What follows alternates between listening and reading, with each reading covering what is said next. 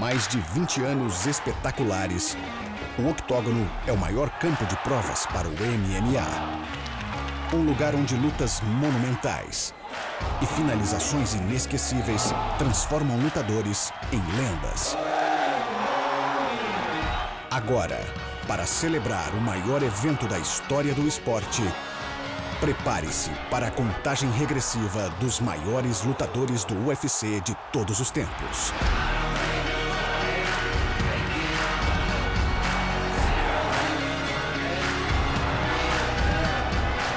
Este é o UFC 200 melhores lutadores de todos os tempos.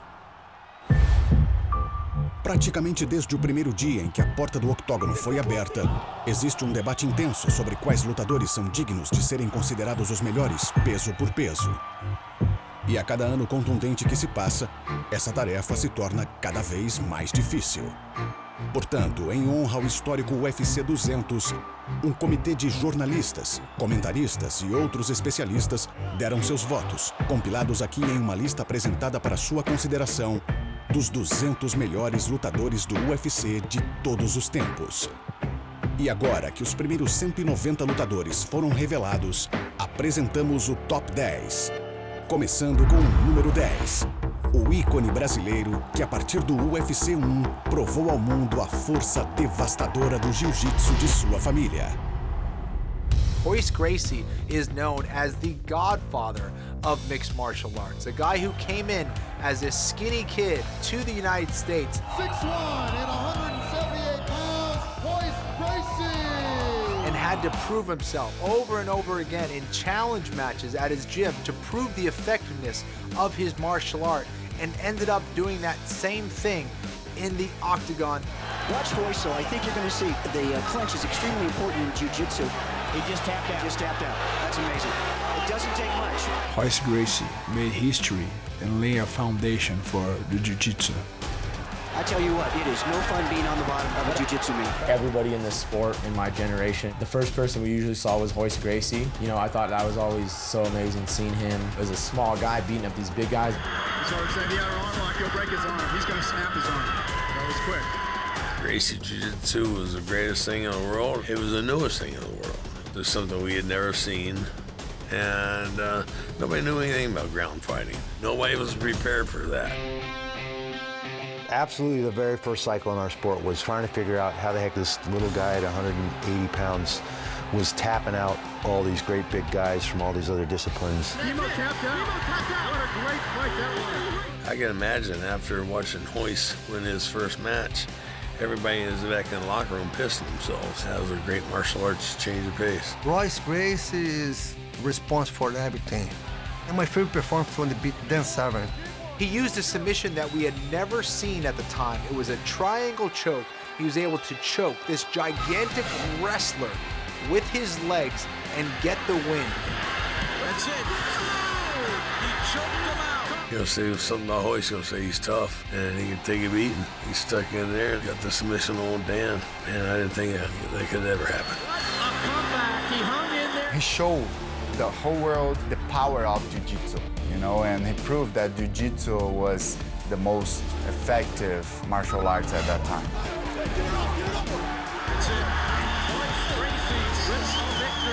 I don't think the world would be the same if it hadn't been for Royce Gracie and his ground game. He definitely set the tone for submissions, and Royce is just, a living legend. It's like a boa constrictor. If you move a little bit, he cinches it that little bit tighter. He was an animal. At the time, he was a violent guy. He would do, and he really wanted to win. And plus, he's, of course, very, very good. He's the legend.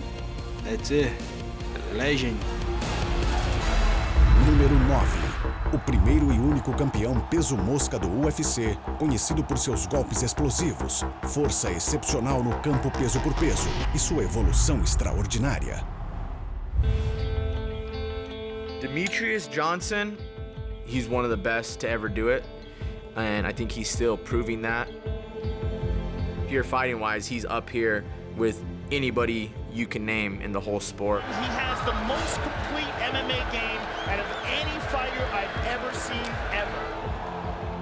That little dude got some skills. He's a small guy, but he has some skills. I would have to say he's the best pound-for-pound fighter right now. Look at that. Boom, boom, boom. Beautiful. 5'3" out there, you know, running around like a maniac and punching people, kicking people. Sometimes he's so fast he can't be hit. It's like he's invisible. That kid is ridiculous. He's a miniature-sized George St. Pierre. That's the way I see Demetrius Johnson. The reason for his success is that he has combined all of the skill sets of mixed martial arts, all of the various disciplines, and sharpened them to a razor edge. Demetrius Johnson's technique is second to none. Probably the most well-rounded fighter on the planet. Great everywhere. He's a master of the game. Stand-up, clinch, wrestling. Mixes it so well together. Brilliant display of balance and awareness. That's outstanding. You could also say he's one of the most underrated to ever do it. And I think I have a pretty strong opinion, having been in there with him twice. Demetrius Mighty Mouse Johnson! He gets the first ever 125-pound belt. In the rematch, he caught the flat-footed Benavidez clean on the jaw in the first round.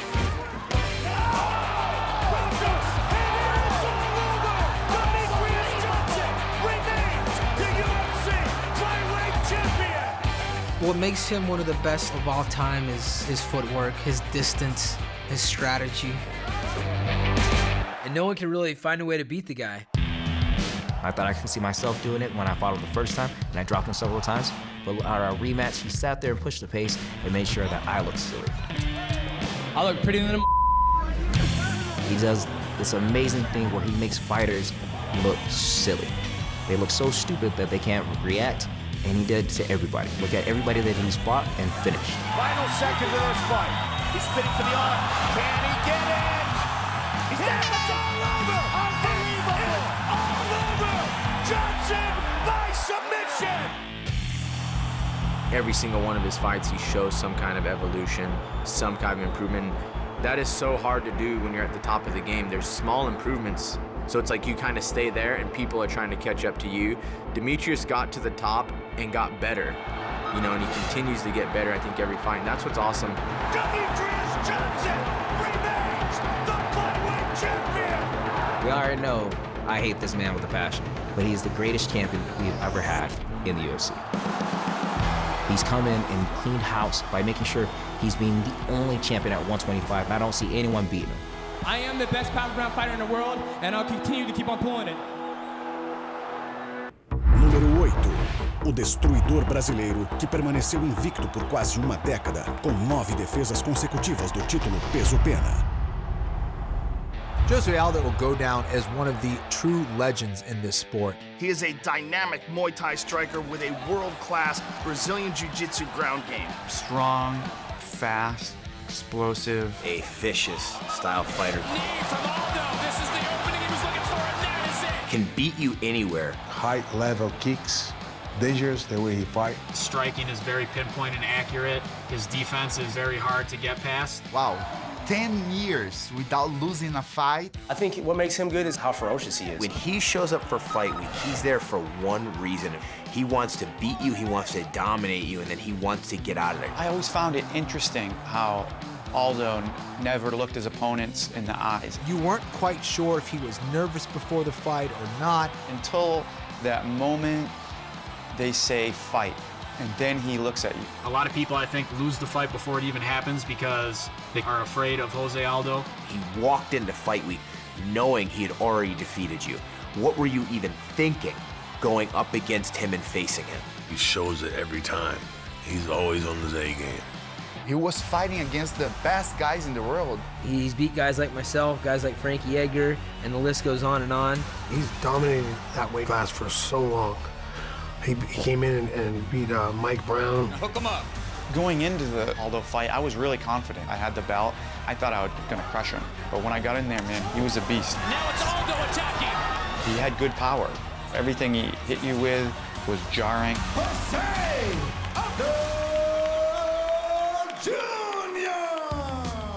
In the WEC's only pay-per-view, Jose Aldo was the star of the show. At that point, Uriah Faber was the king, not just of the 145-pound division, of the entire promotion. Destroyed Uriah Faber's leg with some of the most brutal Muay Thai kicks I have ever seen. Oh! Turned Uriah Faber's leg into mush. I know better than anyone that the leg kicks he throws are like getting hit with a bat, and he can take people apart and break them with those leg kicks. Well, I've called 2 of his fights, and when he kicks a guy in the leg, it makes your teeth shake when you're cage side.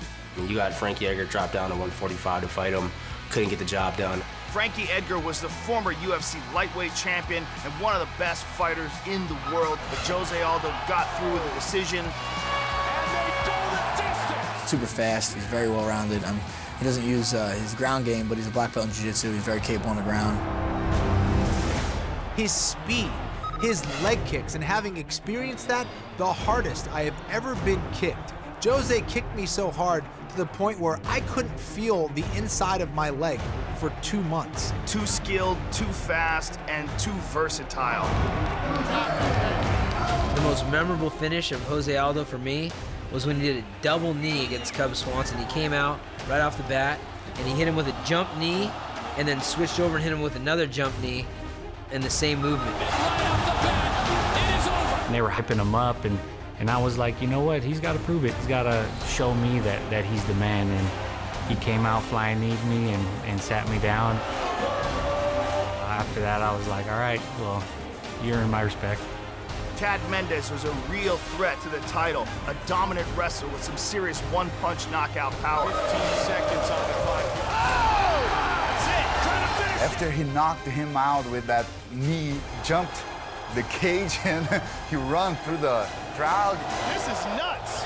I don't think people give him the credit he deserves because he's amazing. He's a great fighter. He's a very, very tough opponent and a great champion. Probably the best featherweight that ever graced the octagon. He was the total package. Everything that they threw at Jose Aldo for so long, he just knocked away.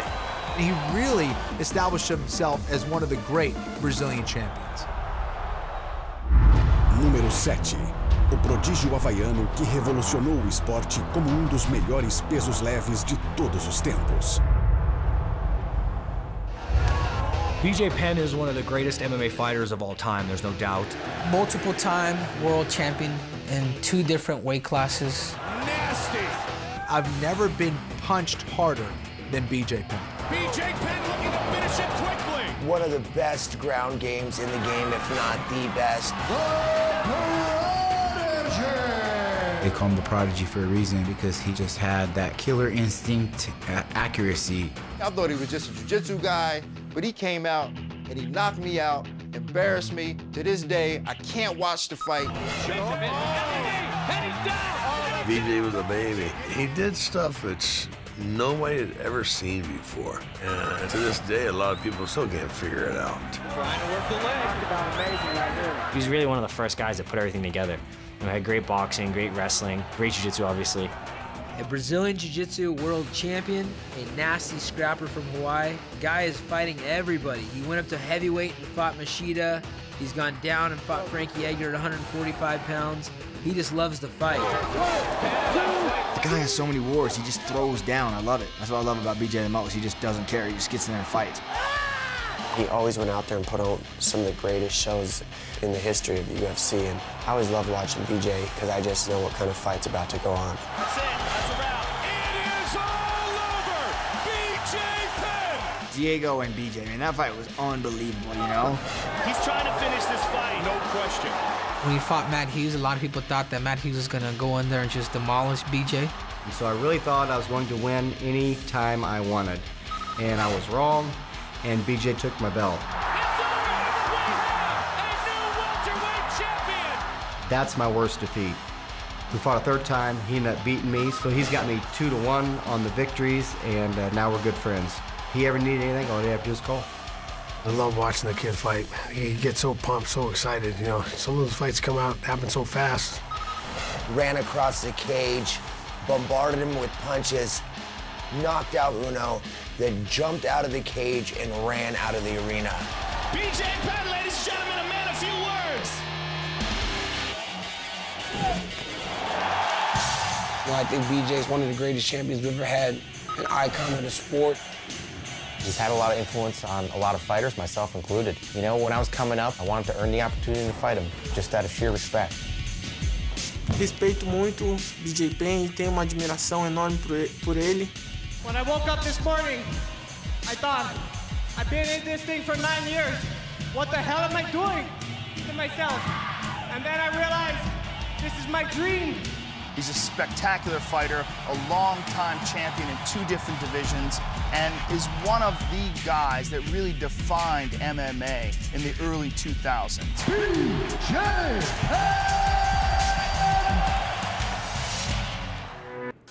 Número 6. Favorito dos fãs que em 13 anos se tornou tricampeão peso pesado e bicampeão peso meio pesado. Captain America, Randy the Natural Couture. One of the great early faces of the UFC. One of the greatest to ever walk the canvas. Randy Couture was a grinder. He really put the pressure and he stayed with the pressure, the same pressure for 5 rounds. You're not gonna be tougher. He's gonna find a way. As that fight wears on, he's gonna wear you down.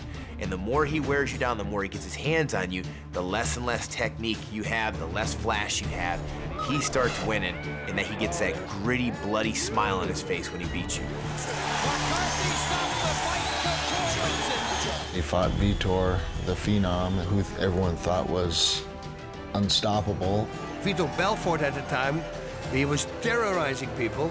And we look at Randy and he stands there with a smile on his face and we go, ooh, he's gonna get stopped. But he didn't. Randy starts shutting his game down, outlasting Vitor, using the clinch to strike, creating the term dirty boxing, and starts wearing Vitor down, wearing Vitor down, wearing Vitor down, and eventually the exhaustion sets in on Vitor Belfort, and sure enough, all of a sudden, a whole new star is born. That's it! That's it! It's over! Randy Couture has taken out Vitor Belfort! Randy just out-conditioned and out-wrestled everybody. There's no way he could keep up with Randy's conditioning. Randy Couture! Watching him do what he did was amazing.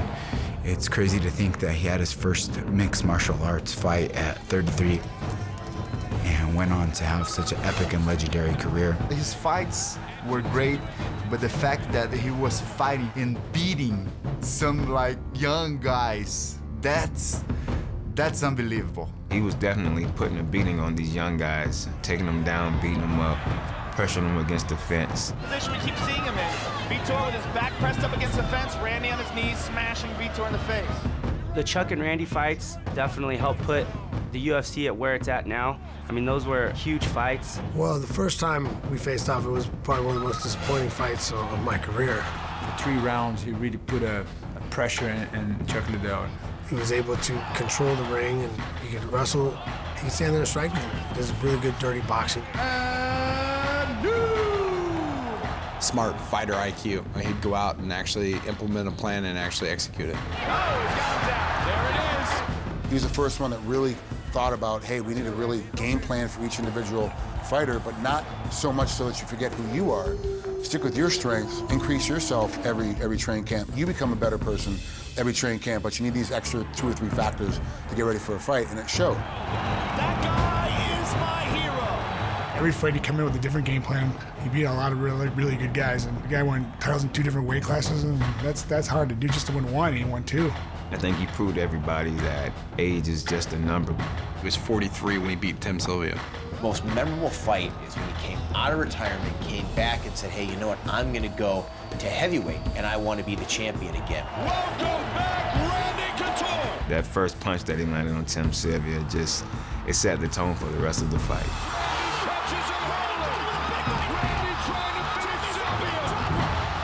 Tim fell like a tree, and he beat the hell out of him the rest of the fight. That was awesome to see a guy that you kind of think he's done, but then he comes back, winning the title at heavyweight. Just an amazing guy to watch.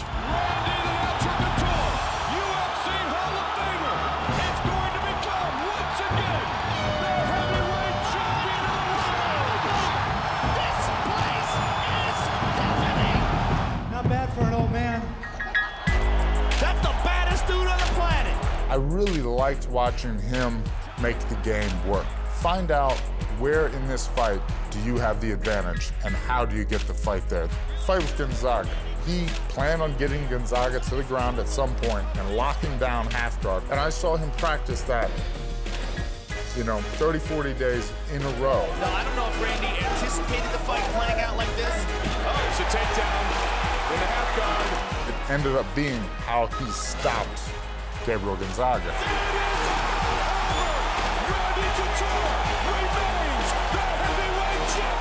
There's a lot of people in this sport I look up to, but I'd have to say if I had to pick just one, it would be Randy Couture. He always carries himself with such class, poise, and grace under fire in combat that I've never truly seen rivaled. Número 5. Icônico artista de nocautes amplamente conhecido por elevar o MMA à elite dos esportes norte-americanos. I could see from day one, the first time I met Chuck, that he had it. He was gonna be a superstar. The most recognizable face in the history of the Ultimate Fighting Championship. A guy that's so mentally strong, he can break you before you ever get in the octagon with him.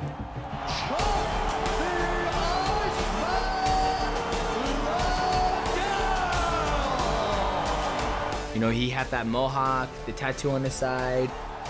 Chuck Liddell definitely had an intimidating look, a little bit threatening, I guess, and scary to look at. What everybody thinks an MMA fighter looks like, you just imagine Chuck Liddell. And, he had the skill to back it up.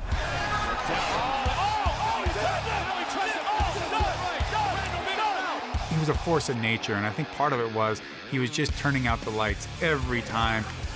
The Iceman, he was called that because he would put people to sleep. You'd get iced when you fought Chuck Liddell. You'd be on the canvas with your face down and waking up saying what happened. Chuck Liddell has knocked out Vernon White. He became synonymous with the idea of sprawl and brawl, just picking people up off of their shots and then just continuing to lay it on.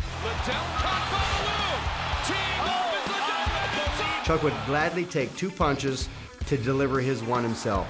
He loved throwing that big punch.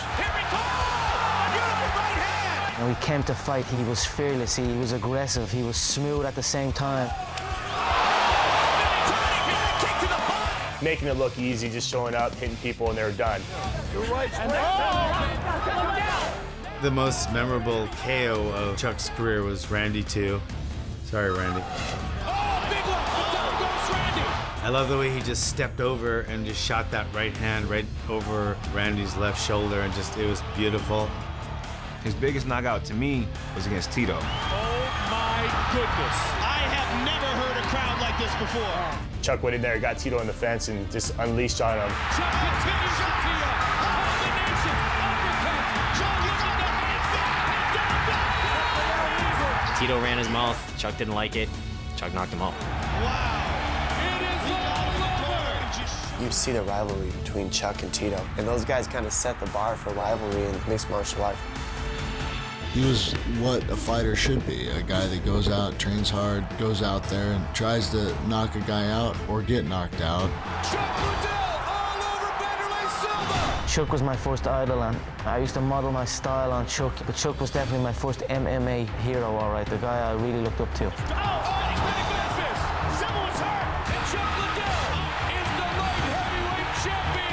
He just went out there and put it all on the line for the fans, and you can tell that he truly loved the sport.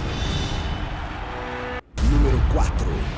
Campeão peso meio médio que defendeu seu título 7 vezes, com vitórias sobre 6 atuais ou ex-campeões do UFC. One of the greatest welterweights of all time, known for his brutal ground and pound, his raw power, and 6 slams. That's the patented move of Matt Hughes. Matt Hughes against Carlos Newton just picks him up, has him up in the air, and then slams him. Just a powerful human being, like a freaking gorilla. Pound for pound, probably one of the strongest guys to ever step in the octagon. He had the type of strength that we had not seen in the octagon yet. He may have fought at 170 pounds, but he was as strong as a heavyweight. Matt had a great work ethic that nobody else can equal. He's a farmer, you know, and that transforms into the fighting world. Matt Hughes was the everyman before I tried to steal that everyman thing. You know, very blue collar. When you talk about his fight ability, his tenacity, and his ability to dominate people, there weren't a lot of guys that did it better than him. It didn't matter if you had better technique than him. He just was just farm boy strong and will throw you around the cage and beat you up. His confidence in his abilities far outweighs his actual technique. He really wasn't that technical, but his heart and his determination and his mental ability to always stay in the fight, no matter what was happening around him. Looking to finish. For you to beat Matt Hughes, you had to basically put him to sleep. If there's any kind of life left in him, he's gonna keep coming. It never seemed to really get personal with him, except with Frank Trigg, which ended up being one of the great fights of all time. Frank Trigg in a good position. Jumped on top of him, started going after him. Frank Trigg was this close to being the welterweight champion of the world. Matt Hughes in survival mode here. Hit, hurt, almost finished. He might have to tap. Oh, Matt Hughes survives. And he picks him up, carries him across the ring, and slams him.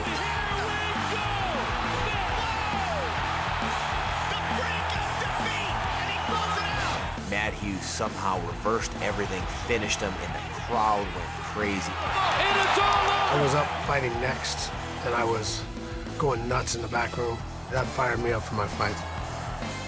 Matt Hughes is a crushing style fighter, and when he gets his hands around you and he gets on top of you, he just absolutely suffocates you and manhandles you. Most impressive thing what I saw is when he went for the armbar attack against Hoist Gracie, and then later he stopped, and that was pretty amazing. Can he work the arm?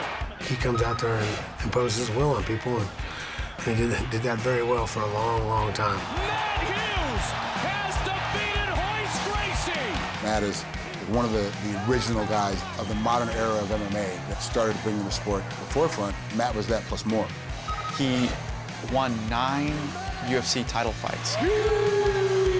Matt was one of the first really dominant champions who was basically the face of an entire weight class. As soon as he was done, you knew he was right in the Hall of Fame. Número 3. O peso meio-médio de maior sucesso na história do UFC, que defendeu seu título 9 vezes consecutivas. Well, if you look at the top pound-for-pound best, the number one guy, in my opinion, is Georges St. Pierre. He was athletic. He could do anything. He was flexible. He was extremely strong. He was extremely determined. I think he trained correct. Georges St. Pierre has to go down as one of the hardest working professional athletes in all of sports. George trained smart and he trained hard. And when you put those two together with an athletic body, you're gonna have results. George is the hardest worker I've ever seen. He's crazy about his training and improvement and wants to be the best, and that's what makes him the best fighter. Everything he did was correct. I almost want to call him Mr. Perfect. Everything he did looked perfect in the fight. If he got hit, the way he moved away from the hit looked perfect. Nice Superman punch. He's constantly playing chess there.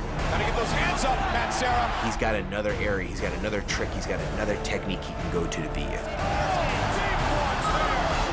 Georges St. Pierre is the welterweight champion. He's like a renaissance man. He could do a lot of different things, a lot of different ways, and embodied that when he came in the fight. Student of the game. From morning till night, he lived and breathed martial arts. He was able to merge together being a traditional martial artist with wearing the gi and always bowing. And then he had that cage fighter kind of swagger to him outside of the octagon. That was always really cool.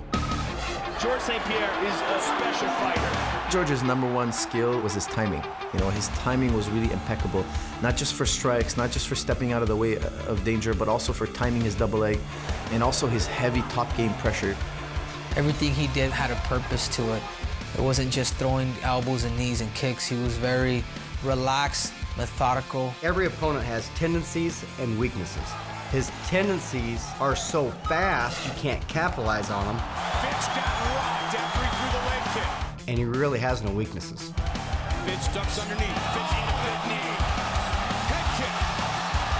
And another knee. And he makes some really good guys look stupid. The Georges St. Pierre victory that stands out to me the most is when he jabbed the out of Josh Koscheck. The jab is the most underutilized weapon in MMA. Josh had the most devastating overhand right. But those add up. And for George to beat that overhand right every time with the jab. And he's continued to punish that same area. And jabbing to the point where his face looked like mashed potatoes. This is easily the most jabs I've ever seen anyone land in a mixed martial arts fight. Georges St. Pierre, Matt Hughes. George's biggest rival for sure would have to be Matt Hughes. Time to settle the score. I think I made George mad. I made some jokes about, him being from Canada. Trying to submit Hughes. He didn't want to win the decision. He wanted to finish me. Georges St. Pierre may be the best example of development in the UFC. He became one of the best MMA wrestlers at 170 pounds. The fights between him and BJ were just insane.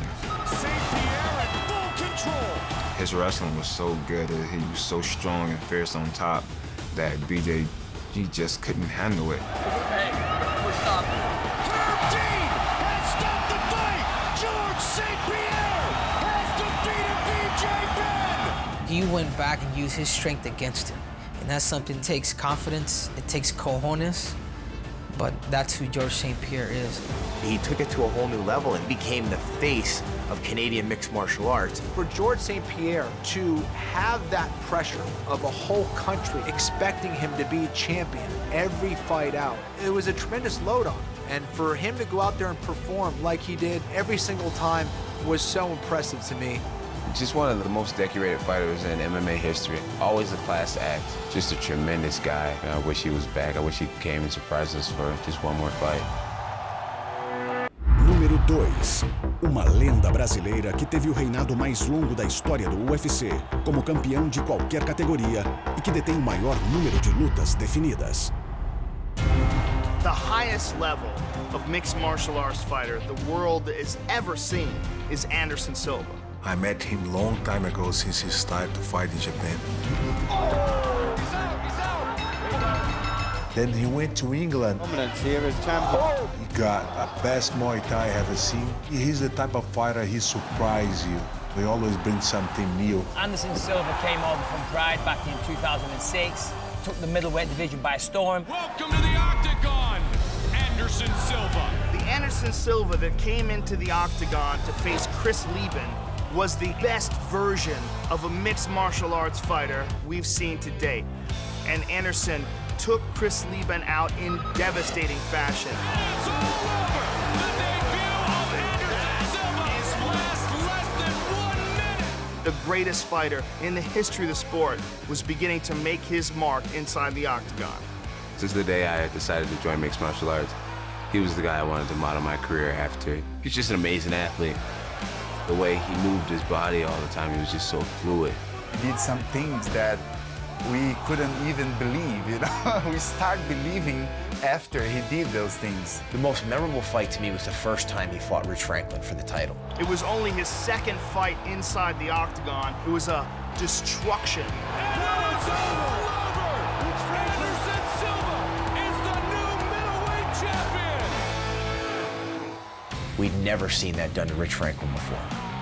He just is unbelievable when it comes to being creative, using his elbows, using his knees, all 8 limbs in Muay Thai.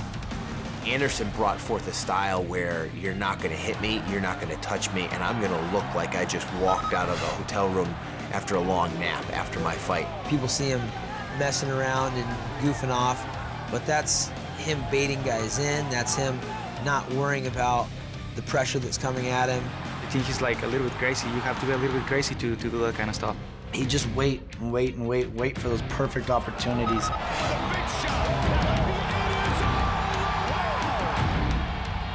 Para mim, a luta memorável do Anderson Silva foi contra o Forrest Griffin. Ele fez uma performance extraordinária e conquistou grande nocaute. You know, fighting Anderson Silva is like when you go out and get really drunk and you can't quite grasp what's going on, and the ground's kind of moving on you, and there's 2 or 3 people, and you really don't know if you're in trouble or if you're going to get away with this, and you think you also might vomit at any time. He put his hands down and just dodged punches like Forrest Griffin had no chance in there. Oh, that was impressive. I still truly believe the greatest comeback of all time was Anderson Silva, Chael Sonnen in the first fight. I've never seen anything like it.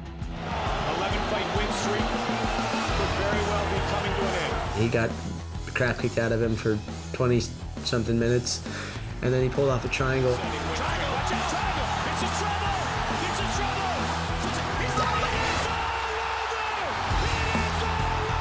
Shows you what a great champion he is, and I still believe that's the greatest comeback of all time.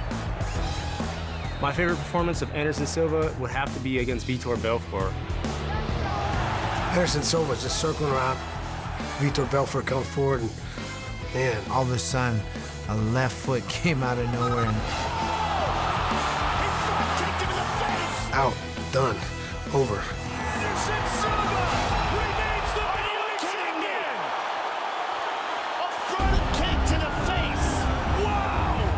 Magic happening inside of the octagon, that's for sure. He puts the art into mixed martial artists. Esse para mim, o melhor lutador pelas habilidades que ele mostra.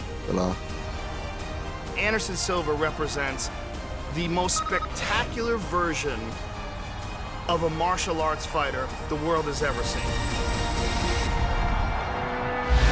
A seguir, 199 foram revelados e só resta um. Este é o UFC 200 melhores lutadores de todos os tempos.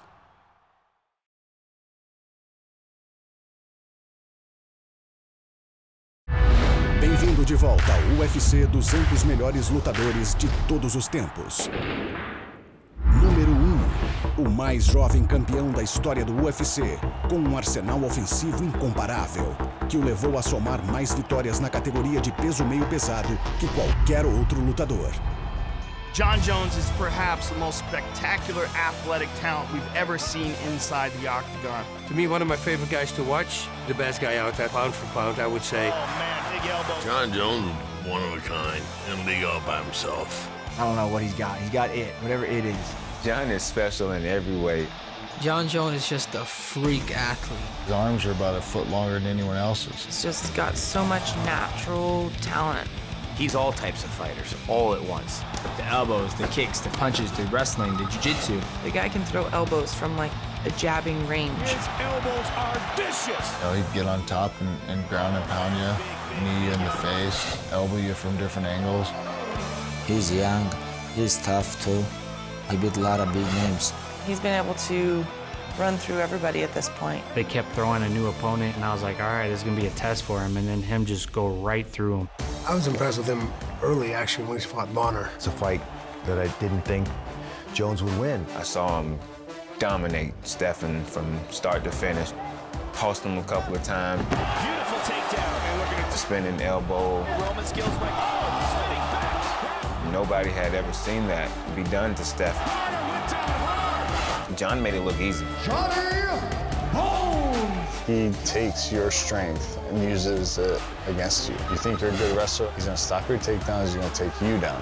And you see him do that in all of his fights. He prides himself on out-wrestling wrestlers, on going inside and trading with inside boxers. He enjoys devastating an opponent at their strongest point. With Shogun, I mean, he just put Shogun on his back and just beat him. He hit Mauricio with a flying knee seconds into their fight and never looked back. He's hurt. He's hurt, Mike. He's wobbled. He overcame the skill and the experience of Mauricio to become the youngest ever fighter to achieve a championship belt inside the octagon. Youngest champion in UFC history! Lyoto Machida was the first guy to test Jon standing. He hit Jon with a clean karate blitz, tagging him, forcing Jon to retreat. Then he took a pretty nice little punch, and then he came out the second round, completely changed his game plan, closed the distance. Caught him with the overhand left, that dazed him.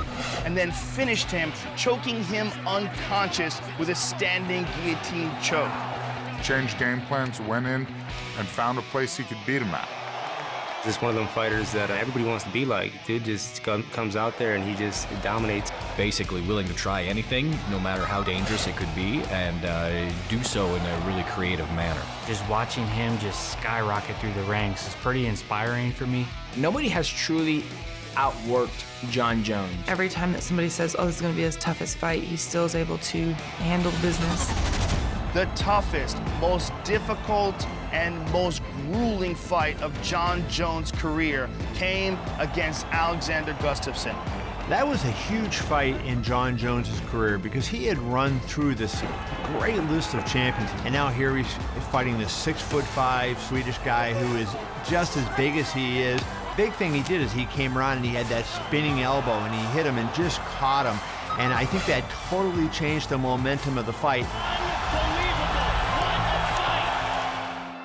When he fought Daniel Cormier, he fought an elite athlete, an Olympic wrestler, and was able to use Daniel's craft against him. He out-wrestled Daniel Cormier. That is unbelievable. The fight was tough and it sucked. He kicked me a lot, he kneed me a lot, but who doesn't want to compete against the best? Look at this. Goes the distance. Wow.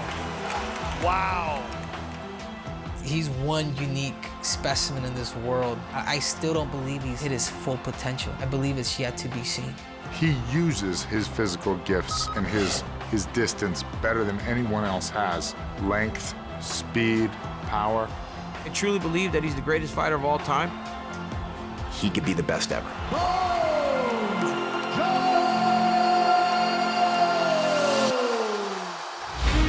Jon Jones, no topo do UFC 200 melhores lutadores de todos os tempos, realça mais de 2 décadas de evolução impressionante e espetacular.